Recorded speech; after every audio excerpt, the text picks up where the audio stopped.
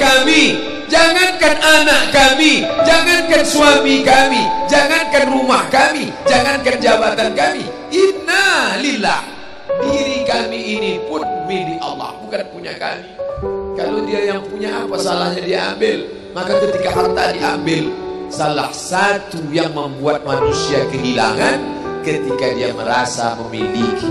Ini punya saya, ini milik saya. Kalau orang sudah terlampau miliki, maka ketika hilang muncul kekecewaan. Maka jangan pernah merasa memiliki hak mutlak. Ini rumah punya siapa? Rumah punya saya, namanya nama saya, tapi itu titipan Allah. Kapan dia mau diambil? Kalau yang menitipkan mengambil, tempat penitipan barang, kita cuma tukang jaga. Pak, titip helm ya? Ya, ini nomornya. Pak, titip mobil ya? Ya, ini parkirnya. Pak, titip HP ya? Ya, ini. Pak, titip tas ya? Ya. Kita cuma penjaga barang titipan. Lalu ketika pemiliknya mengambil, kenapa marah? Orang bukan punya kita kok. Ketika salah sangka, makanya kita ini selalu sering salah sangka. Kita sangka punya kita, padahal bukan punya kita. Makanya ujung surat Al-Baqarah, baca setiap hari. Asar dibaca sekali, subuh dibaca sekali dalam maksurat. Lillahi ma fis samawati wa ma fil ardh. Itu bukan mantra. Orang baca cepat karena ingin mau baca cepat maksurat. Lillahi ma fis samawati wa fil ardh. Itu bukan mantra. Kita sedang diingatkan pagi sekali, sore sekali. Lillahi ma fis samawati wa ma fil ardh. Apa yang di langit, apa yang di bumi, lillah, bukan punya kamu. Kenapa? Kalau sampai kita katakan punya kita, lalu ketika dia hilang, kita stres, kita depresi. Orang yang kehilangan anak, dia tidak sedih. Kenapa? Karena itu pergi duluan, nanti dia akan menyusul belakang. Suami kehilangan istri, dia tak sedih. Kenapa? Karena sudah dibawanya ganti yang baru, Pak Ustaz. Bukan. Dia tak sedih, kenapa? Karena dia tahu nanti saya akan berjumpa dengan dia di tempat yang lebih kekal abadi. Sekarang kalau saya hidup sama-sama dia, dia tua, dia keriput, dia sakit, dia mati. Nanti saya berjumpa lagi dengan dia. Di mana? Di tempat kekal abadi yang tak pernah sakit, tak pernah mati. La yadkhulul jannata ajuzun. Nenek-nenek tak masuk surga. Menangislah si nenek tadi begitu jumpa dengan Nabi. Kamu kenapa nangis? Kata Nabi.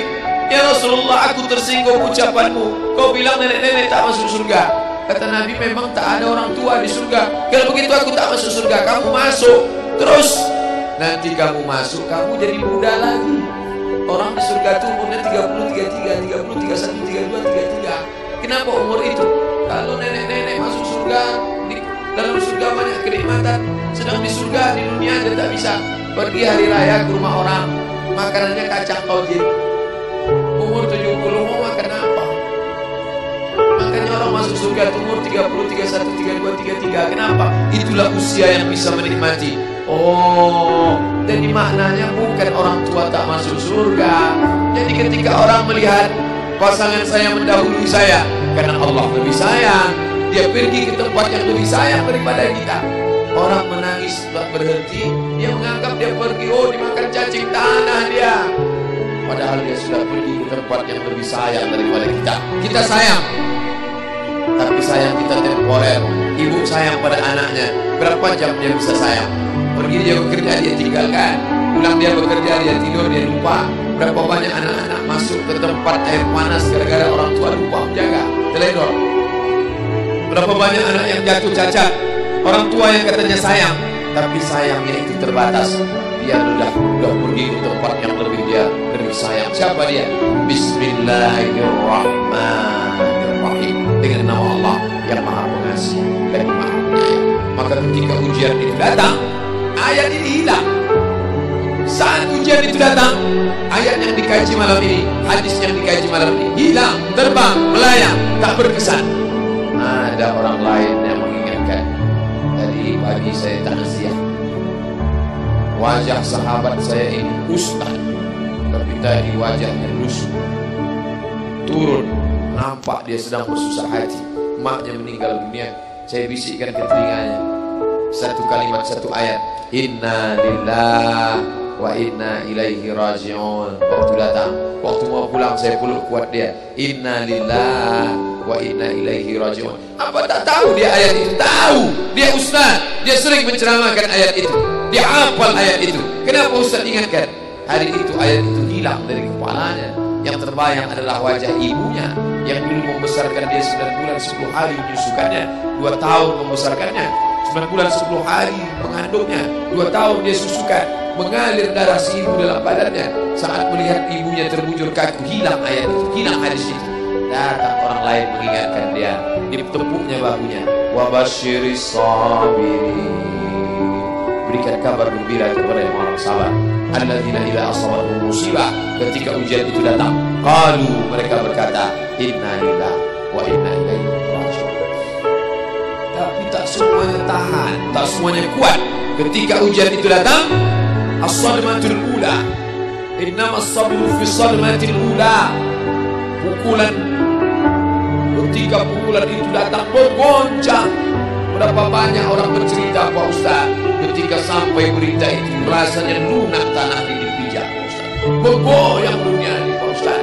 Pukulan yang sangat kuat. Dan tak jarang ketika pukulan itu datang bertubi-tubi, akhirnya dia mulai senyum. Selama ini nengok orang lewat sini, lama-lama nengok oplet lewat sini. Apa yang dimuliakan Allah Subhanahu wa Ta'ala? Apa maknanya?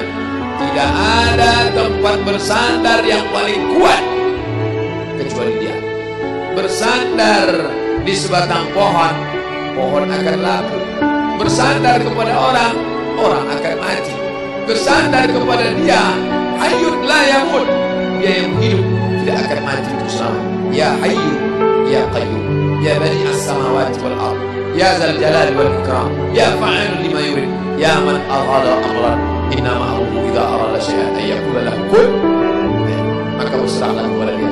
Makanya selesai sholat tadi kita diajak imam berserah kepada dia. La ilaha illallah wahdahu la syarika lah, lahul mulku wa lahul hamdu yuhyi wa yumiit. 4 inilah yang membuat orang kuat. Lahul mulku, kalau kekuasaanmu hilang, jangan kau sedih. Kenapa? Karena yang punya itu dia. Lahul mulku.